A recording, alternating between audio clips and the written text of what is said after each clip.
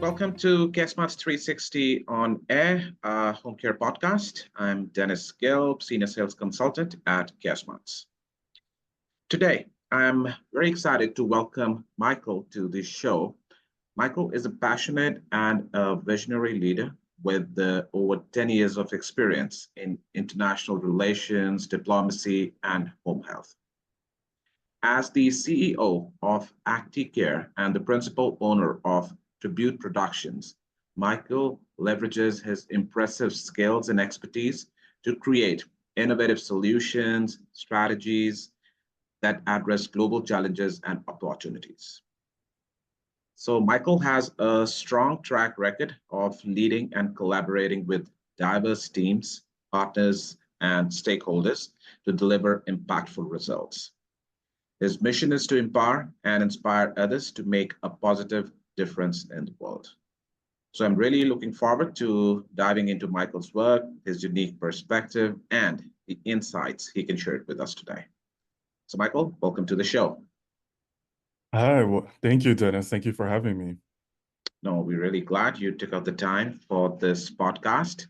And I can assure our listeners, so this will be a very fruitful session for everybody, whoever is tuning into this show. Mhm. Okay, so Micheal, straight away, jumping on with the first question that I have for you. So, what are some of the key trends and changes you're seeing in the home care industry right now? So some of the key changes that I'm seeing right now, well, first off, I see a lot more home care agencies here in South Florida and Palm Beach County. There has been a spike in agencies. I would say there's probably about 700 agencies now just in Palm Beach County alone. And these agencies are offering private pay services, but also Medicaid, Medicare, and numerous other services, various insurance providers, and then also agencies in Broward County that have spiked as well. Mhm. So with the spike in home care agencies, I would say some of the biggest changes I've seen is that a lot of agencies are diversifying what they are offering. So Okay. some agencies are offering infusion therapy. So mobile services, infusion therapy, they're bringing in their nurses to provide that type of therapy as well. I see a lot of agencies that are diversifying into pediatric care and to Mhm. post-op surgery care as well. So, even just dovetailing off of not just working with seniors, but even working with children or working with someone who has just received surgery. Got it. And so just a lot of different methods of care that are being provided, and also technology and telehealth as well. So there's various conferences that a lot of home care agency owners go to. I'm actually Mhm. going to the conference next week in Bellevue in Washington State. And that is a national conference for home care agencies. And I'm very excited to go there. And I'm sure there will be I think couple hundred vendors there, and a lot of them offer different services when it comes to technology and telehealth. So that's something that I've been implementing with my agency as well, is Okay. providing that type of telehealth and also different tablets as well. So I provide Remarkable tablets. If you've heard of Remarkable, it's really cool and fun tablet. And previously, when I first started my agency, I was providing journals for all Oh. of my care providers to be in contact with me as an agency and Mhm. also my care manager with the clients. So they would be keeping us on up-to-date tabs every day on changes that were going on with the clients, whether there's declinations with the clients, if there had been a recent fall, everything was kept in a journal, but so very old school, but now everything is really kept online into different files and also to the remote Yeah. tablets. So with these remarkable tablets, whenever I send my care manager or director of nursing to a home to check on the client, they're able to review everything that has been reported into the tablet. So the caregivers report that into a tablet that can be emailed and uploaded to me right away as an agency. So I'm getting daily updates. Okay. And I also have given that to my director of nursing. So it makes it much more of a fluid service for us all when we're using technology. I'm also implementing robotics as well. So this is something that, it's going to be very interesting in the future. And I'm also opening my own assisted living community within the next year. So once I open up my community, that's something that I'll be talking about more because actual robot will be in the community Yeah. to assist the care providers, assist the administrator and myself whenever we're in the community. So that's offering an extra pair of hands, extra pair of eyes and ears, for all Mhm. of us. And there is going to be apprehension still with this generation when it comes to that type of software and technology, but we also always have to be thinking about the future. My generation, I'm actually millennial. I'm in my 30s, and I grew up kind of in that cusp where, I used Windows 95. That was, the Yeah. first operating system. And I've I done the same. yeah, AOL, and hearing all the sounds just to get onto the internet. I believe it would take a few I know. minutes just to start using the internet. Now Yeah. everything just rapid. It So does with so that far. rapid pace, we have to move along with that to where in 10 years, 20 years, 30 years, things will be different because, someday soon I'll be a senior myself, and my generation, we're used to using technology. And the generation after me is even more used to it because they've grown up with a mobile phone. They've grown up with a cell phone right away. I mean, my Right. sister, I think she had a cell phone when she was 7 or 8 years old. Oh, Okay. And I didn't have a cell phone until I was, I think, around 17, 18 years old. And, so on and so forth. So they're used to texting and used to using phones. So we have to think about some of the services that are offered. When you have a senior, there's always going to be a senior population that has some, hearing issues and has some sight, some vision issues as well. So there's always going to be a need for, these CapTel services and these phones like that. But we have to also think in 20 years, okay, how's that technology going to look like when, yeah. someone growing up in my generation and Gen Z and being born in the last 10 years, when they're older, they're going to be used to using this like really fast technology and using TikTok and all these different apps. So we have to kind of keep up with that as it changes. And that's one of the major changes that I've seen just in the last few years alone. And that's something that I've been looking to keep up with as an agency as well as Acti-Kare. Good to hear that. Good to hear that. And that Yeah. does answer my next question that I had for you, that how, as the CEO, have you adapted your business strategy to stay ahead of the curve and capitalize on the evolving marketing dynamics? So you did answer some of the things. Anything you want to add in that? Yeah, I would say that my background really lends itself to be very unique in the industry. Hmm. Oftentimes I have people ask me this question. They say, what is your link to home care? Hmm. Are you a nurse? That is the question that I get often. And, it is true that I would say a good percentage of home care owners are nurses or have had some experience in the medical field. Yeah, But that's not definitely. always the case. I've Hmm. met owners that are gerontologists. I've met owners that, were attorneys actually. I met owners that just were in so many different fields and they have something that is new and innovative to bring to the table. So Hmm. because I used to work at the Embassy of Ecuador, work in international relations, I have a certain different scope and field, and also working at the Software Alliance in Washington, D.C. I worked Oh, with major companies like Microsoft, Adobe, Autodesk, with numerous software companies. So my mind is always thinking, okay, I want to be ahead of the curve.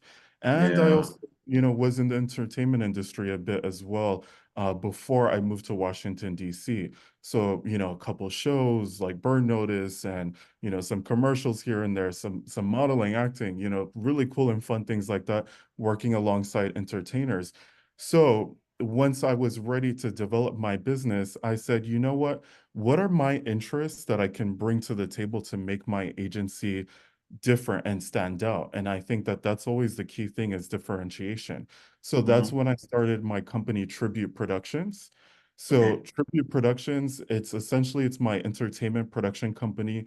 It's over 100 tribute artists that I have in my company and Broadway singers. So Okay. when I say tribute artists, just to inform, the general public, that is someone that does an impersonation, but they're also able to sing and look like the artist. So it's not just a look-alike who, they come and appear as, Michael Jackson, for example, but they can actually Yeah. sing, perform like them, and do like a whole 1 hour set. So I have about over 100 of those artists, and it Uh-huh. all started a part of my marketing budget because I wanted to market and bring these artists to seniors at 55 plus communities, at assisted living and memory care communities as well. And then it just went on from there. And I realized this is going to become a bigger thing where they're also going to sing for my patients and my clients that are in hospice. Oh, They're also going to participate in my fundraisers. I began doing fundraisers a few years back and raising money for the Alzheimer's Association, uh-huh. and causes that meant a lot to me, like Parkinson's as well. Also I did cystic fibrosis. Uh-huh. So various causes like that, and I would always have my entertainers there.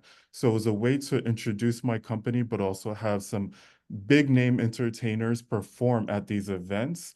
And I just had a fundraiser in July, on July 31st, and it was at a really beautiful community that opened last year with a Michael Jackson tribute and Aretha Franklin tribute.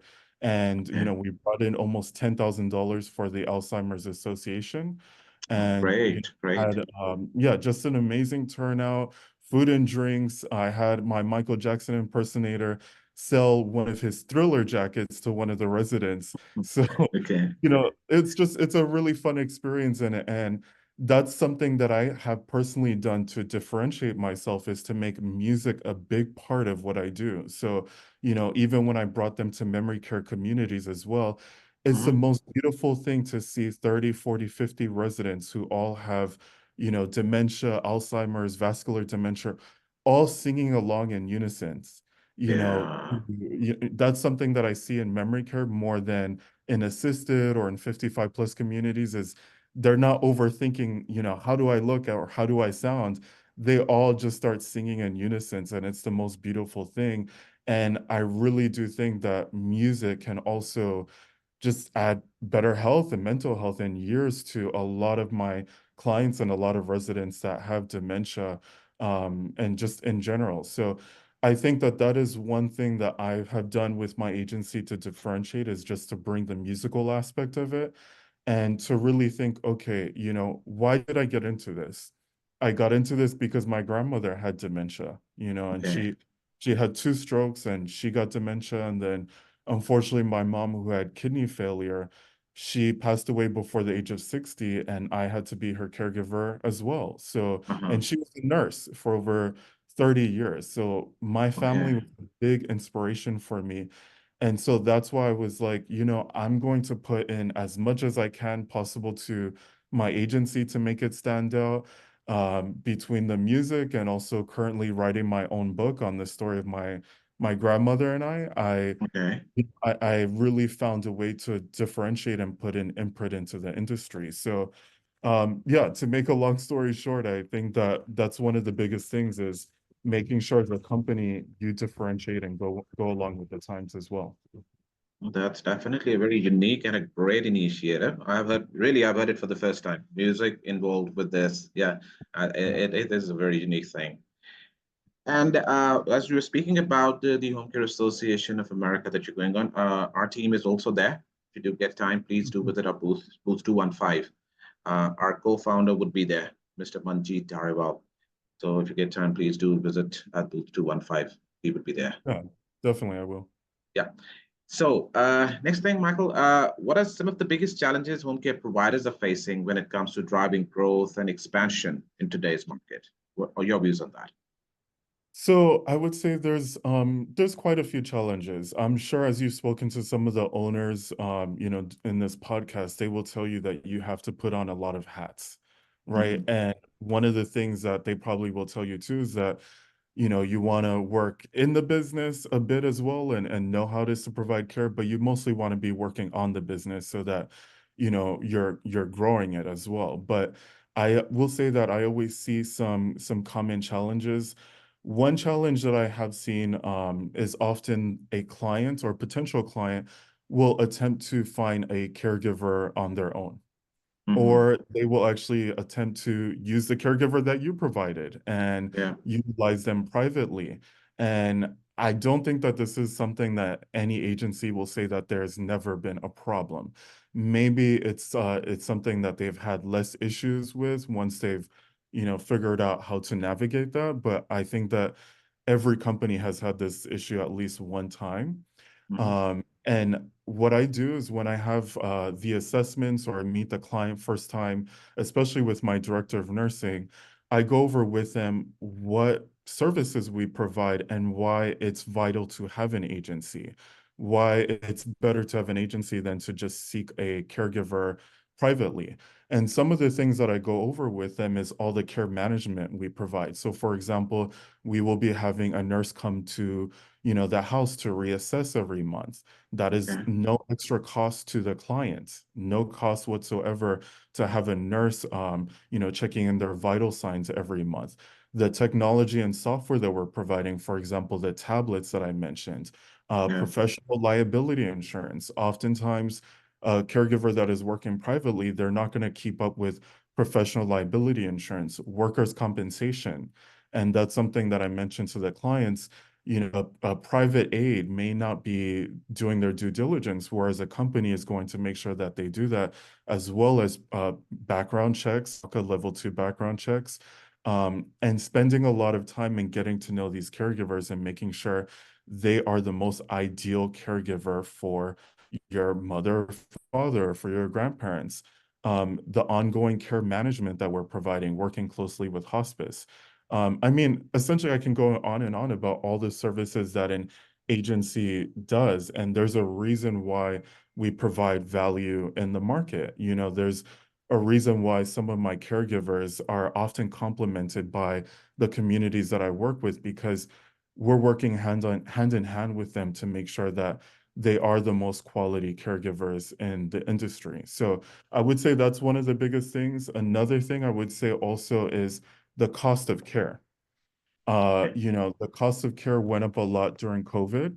Yeah. And a big reason for that, of course, was because of the caregivers. There was often a caregiver shortage to the point where I said, okay, fine, I'll go in and work because, I was just the type of person, Dennis, where I was never afraid of COVID. Uh-huh. I was never afraid of a lot of seniors having COVID. Okay. I never actually got COVID. Oh. So, yeah, so I guess I was just very fortunate. But one thing that I saw is that in a lot of these communities, especially in memory care, where a lot of the residents were told, of course, they don't have to wear a mask because they had dementia. So they didn't really understand what was going on. Uh-huh. A lot of the things that I saw was isolation. Because they were being isolated, they were being quarantined, and a lot of the caregivers didn't want to take the cases. It was almost paradoxical because it's like, the caregivers, a lot of them knew, okay, we would get paid out more for taking in patients that have COVID. But at the same time, we don't want to take the case because if we get COVID or we come home and bring it to our kids or our family, then we're out of a job and then all of our family are sick. So Yeah. it almost seemed contradicting at times, and it was very difficult to work through as an owner. And that's why sometimes I was going in and working with some of the clients in memory care and saying, I'll be with them one on one while I'm Okay. working on my business, or I would have to essentially bargain with some of the caregivers and, pay them much more than we're usually paying, like $25 an hour, $30 an hour, just to get them in there. And that was, Mhm. of course, costing the clients so much money. And then from there, it's not easy for rates to just go back down because then imagine telling a caregiver, okay, now we're going to slash your rates by $8 an hour, $10 an hour, and so on.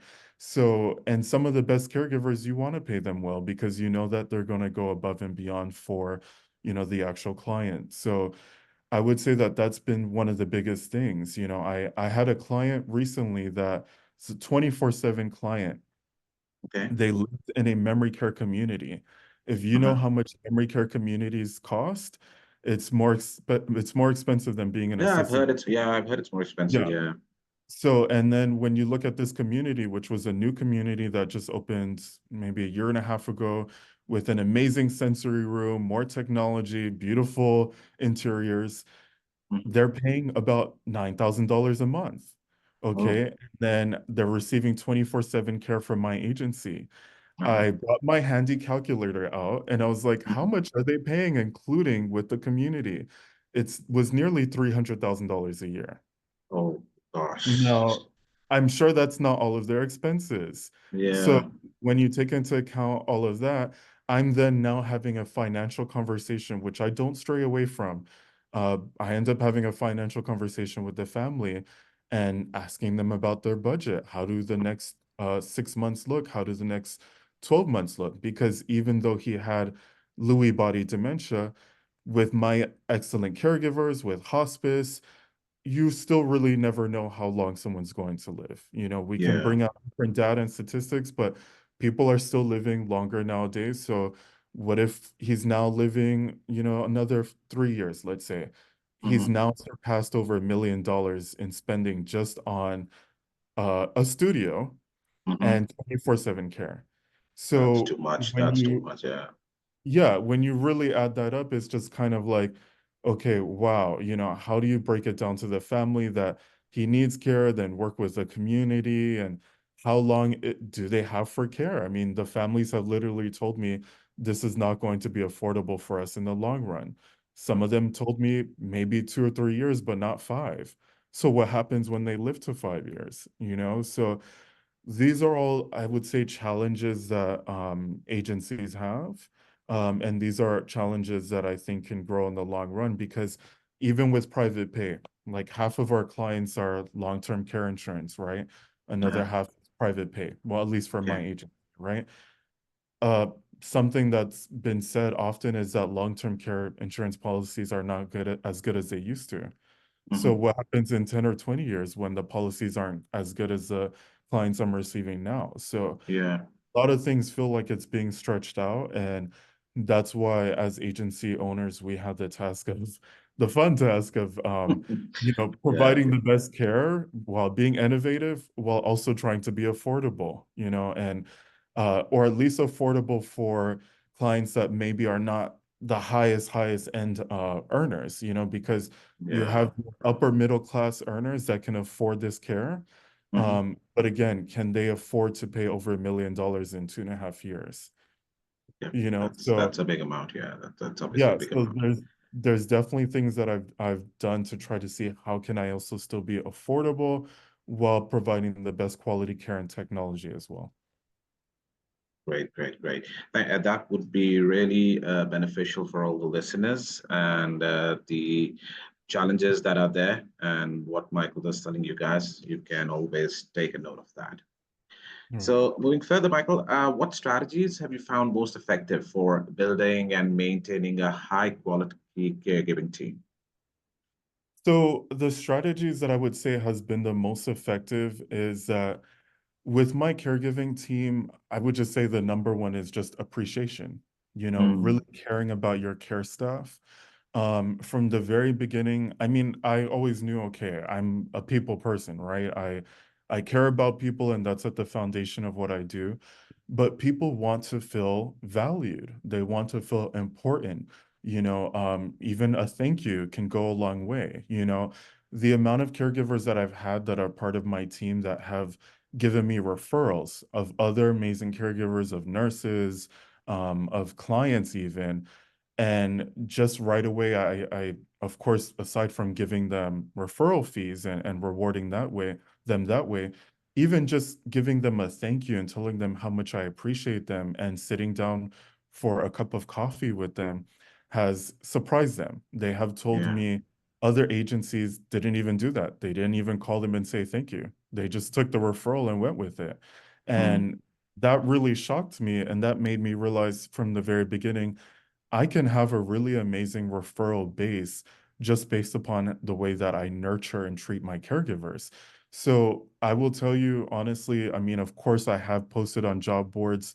My recruiter has posted on job boards to get more caregivers, like Indeed and other job boards like that. I will say for the vast majority of the time that my company has been open, I haven't posted very frequently because okay. I've received so many referrals from my care staff that I haven't found the need to. So in the very beginning of my company, one of the things that I did was a caregiver appreciation day. Oh, So I had an appreciation day. My office is in downtown West Palm Beach. I rented out one of the large conference rooms, invited some of my caregivers over, which can be difficult to do with scheduling. But I had about 10 caregivers in my office. I had mm-hmm. catering come in. So, I made sure that there was a budget for catering. I made sure there was a budget for entertainment as well, because of my entertainment company. I even had a singer there as well. And then Uh-huh. I have certificates for each caregiver. And on each certificate was a specific title for each caregiver that my staff just kind of made up ourselves. So one of our caregivers, for example, she's just been able to do amazingly when it comes to taking care of some of our clients with dementia, with Alzheimer's, Lewy body, vascular dementia, all different forms of dementia, to where, I've really seen the client turn around. So we titled her, we put her name on a plaque, and then Mm-hmm. her title was Dementia Whisperer. So Oh, yeah, because with a lot of our clients with dementia, a lot of them are nonverbal. yeah. So I had clients, for example, that have had aphasia, and they've lost all their verbalness. They didn't speak at all after 3 months. So to provide a caregiver that can understand, okay, you're not going to be necessarily having a lot of communication with your patient, but smiles, Miles. making sure that when you're transferring them, that you're doing the transfer with a smile on, and making sure you're taking care of them well, not pushing and dragging them onto, a bed and transferring them in the most ill-mannered way, but really taking care of them. I've had caregivers that came in and brought their clients, teddy bears and things like that, because working with someone that has dementia is totally different. So we gave her that title Dementia Whisperer because we just thought she's made an impact on so many of our clients with dementia. So we gave them each titles, we gave them each coffee mugs with their names on it, and of Uh-huh. course with the Acti-Kare brand logo, and a nice little red envelope as well that you can imagine what was in it. So Okay, I get that. yeah. So a lot of our caregivers feel really appreciated. And I Uh-huh. would say that that's one of the reasons that my company hasn't really had too much of an issue with retention. I mean, of course, you're going to find caregivers that, come and go. But I think that ultimately, when the caregiver feels really valued, when they feel like they can either call on me, they can call on, the care manager that's on staff, call on human resources and say, hey, I maybe I need a couple days off, or I'm gonna go on vacation, or hey, can you give me some, alternative methods to take care of my client? Can you have the care manager come in and, help me with this client? Or sometimes they just want to vent and just make sure that there's someone that they can reach out to. Yeah. I think that those are all things that, we have provided as a part of an agency, and it makes the caregivers feel like they're a part of a family. So, that's something that can be difficult when you're talking about a company that is mobile, right? Yeah. Home care agency, we don't have one huge facility like an ALF where we can just all meet up and see each other. So Mm. because we don't have that as a home care agency, you know, the caregivers want to feel like, okay, we can easily reach out to Michael or, Michelle, the director of nursing, and, just discuss with them some of the issues that we're having. And another thing I would say too that I've done is I've gone on a lot of lunch, I guess you could say, lunch dates and dinner dates with my care providers as well. Um, Uh-huh. so meeting them where they're at, South Florida is huge. So sometimes I'll go meet a caregiver that's in Boca, about 45 minutes away, and have a lunch with them, and just have discussions about how things are going on with the client, and Uh-huh. how they're doing, what their future looks like. And once you get that close to a caregiver, it then becomes really difficult for them to want to go to another agency. So, Definitely, definitely. And yeah, referral thing that you're saying about if the company has maximum referrals, that clearly speaks about the work culture of the company, because only those companies they do get more referrals for the yeah, employee. it's all been referral based. I have a holiday party coming up in 2 months, and a big part of the holiday party, the Christmas party is going to be to honor the caregivers. Uh-huh. So again, where are you going to find an agency where they're going to say, hey, we're going to essentially lavish you on, Christmas and make you feel good? But, that's how I want the caregivers to feel. Oh, and one more thing I will mention is caregiver trainings. So, with home care agencies, caregiver trainings, I would say it's not very robust. Hmm. Essentially, caregivers have to get about 1 hour of training per month, 12 hours a year. So a lot of agencies will send out courses from Relias or, specific, training course programs where they can fulfill that training. However, I personally never felt like it was robust enough because Okay. if you look at, again, all these different types of dementia, I'm sure you may know there's about almost 200 different types of dementia. I mean, it's pretty lengthy. And a lot of people will just associate that it's Alzheimer's, which, of course, Alzheimer's is about 70, I would say about 70% of cases of dementia. But within that, let's say 30%, there's so many different forms of dementia. And with that also comes different types of personalities.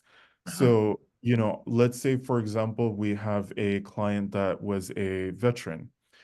With that, you're going to have a different personality that comes with that different type of dementia. Because when someone is in the VA, oftentimes they have different types of triggers. Yeah. So you often may find that you go to a community or you go at home where that client is located and the person may have a certain trigger. They may have a trigger while they're using the restroom or taking a shower or cooking or to hearing certain sounds. Or I have found clients that it's almost like they feel like they have to get to work. So because of that dementia, they're going back in time. They may Okay. be going back in time sometimes to their 20s or 30s or 40s, right? So when they're going back in time, someone who was in the VA, like that's what they may be going back in time is what were they doing for work at that time? Was someone working in an office Hmm. and now they have dementia? They may need to be kept busy, or you may wonder why they're shuffling things all the time or changing their clothes. And there's so many different habits that go into someone who has dementia that it's not even just about the dementia itself, but also their personality. So in these trainings, those are some of the things that we go over. Hmm. I am a certified dementia practitioner. So Okay.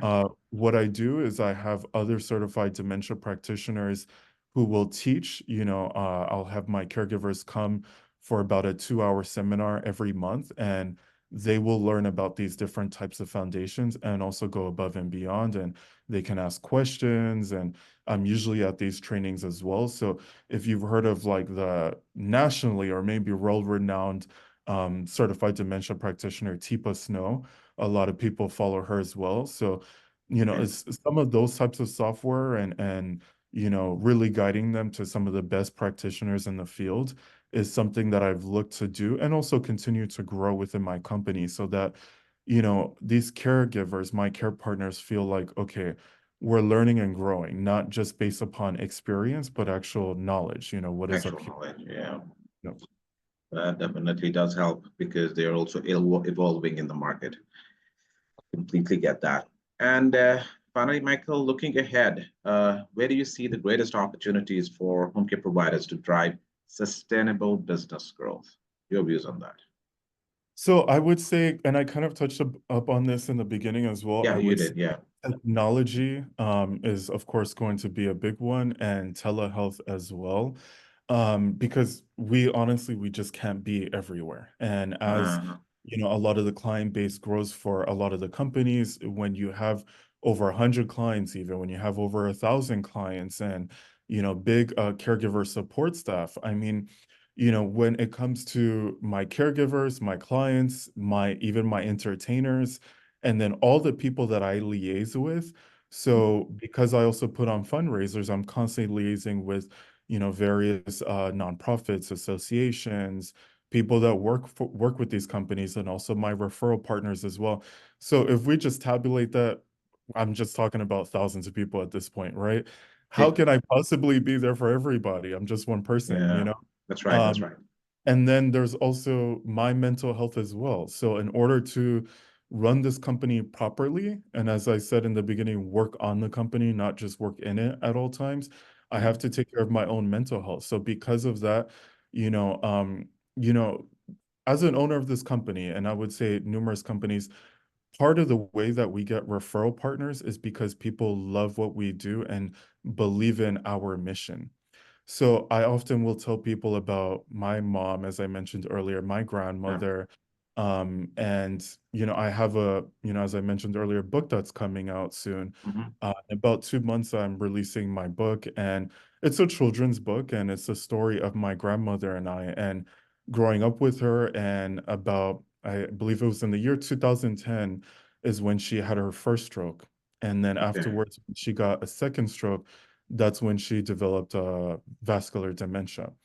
Okay. So, but I talk about the story with, in the book, it's a children's book, and it basically talks about how my grandma had this big and fun and boisterous personality, and she was into wrestling, Oh. and yeah, so she actually was the person who got me into watching wrestling on TV as a Uh-huh. kid. Okay. That's just to show how animated of a personality she had. Uh-huh. And a part of the reason I came up with that book was so that I could really get out there to children more. Because what I found was the longer I was in this industry is that we have people that are part of this industry who are oftentimes, let's say, 40, 50 and up, right? But then when I would talk to anyone that was in their 20s or teens, or kids, they really, really wouldn't understand, you know, caregiving very much, or understand why the service is being provided, and the fact, let's say they had a grandparent that had dementia, they wouldn't really understand it very much. Yeah. When my grandma was diagnosed with dementia, it was before I was in this industry. I didn't understand it that much, and I was in my 20s, and my mom didn't explain it to me very well what was going on with grandma. Mhm. So I wrote this book because the book is called The Memory Keeper: Michael's Okay. Promise to Grandma. And I wrote this book, and the reason I wrote it was because I want to get more children involved, and more kids, more teenagers, more 20 somethings. So I think that that is another big thing that we can add to the pocket, that is, we can see for the future. Instead of just looking at technology and telehealth, how can we get younger folks involved as well? So, I went to some local universities, like Lynn University, like Florida Atlantic University, and I began looking for interns. Uh-huh. Began looking for students that were 18, 20, 22 years old, who didn't know too much about home care and providing care services for grandma and grandpa, and began educating them, and began bringing them to communities, and working in activities, and doing fun activities like mini golf with seniors, and Uh-huh. things like that. So I Yeah. would say getting all generations involved is something that I could see for the future. And the younger generations are the ones that are really hip on technology anyways. So I would say between technology and telehealth, also just getting our youth involved, getting the next generation. Just because someone is 15, 18 years old, 22 years old, don't count them out, and don't think that they're not bright enough to, be a part of home care in whatever capacity. So I would say that that is one of the big things, is bridging the gap with different generations, and bringing in more technology, bring in more software, bringing in apps that can really expedite the process for home care, and also bringing in some sort of telehealth and tablets, and bringing in hospice to work mobily, and infusion therapy, and doctors mobily, and just how can we make the lives of seniors easier, Dennis? That's what it's Yeah. really about at the end of the day. Um, every time that I start my day, Mhm. to be honest, and this is not to get like religious on you or anything, but I lead with a prayer, and my prayer usually leads with, I want to help more families. Genuinely, I want to help more families. And how can I do that in a better way every day? So whenever I lose a client, I have a client that's passed away, and that's something that we have to deal with in this industry. Yeah. um often my mind doesn't go straight to revenue, or it doesn't go to any of those things first. Of course, I have to think about, okay, these caregivers now need work, Mhm. because these caregivers are no longer working with that patient. But I'm often thinking, where is my mentality at? Are we being genuine with everything that we're doing? Are we working, to the hardest of our abilities, but also working smart to take care of seniors? And if that is where my mind is at, and how can I take care of more seniors every day, then those are the blessings that are going to come forward. So there's a lot of opportunities in the home care industry. I go to networking events quite often, and people tell me, "Oh, I want to start a home care business," and I'm thinking, another one. but but I'm also thinking, look, if you're genuine, if you're hardworking, there's Yeah. always room for all of us. Over 20% of the population of Florida are seniors. I think it's like 25% now. So, and this is a population of several million, 30 something million people in this state. So, just in Florida alone, no matter how many home care agencies we have popping up, there's Mhm. actually still enough room for everybody to take care of numerous families. So I would say those are the big things. The generations, dividing the gap, technology and telehealth, that's where we're heading towards. Thank you. Thank you, Michael. It was great talking to you. And thank you for sharing your expertise with us. And I definitely believe the listeners would get a lot of benefit out of these. So, till the time, and to our lovely audience, thank you for tuning in. Until next time, I'm Dennis Gale signing off. Thank you, Michael, for your time. Thank you. It was a pleasure.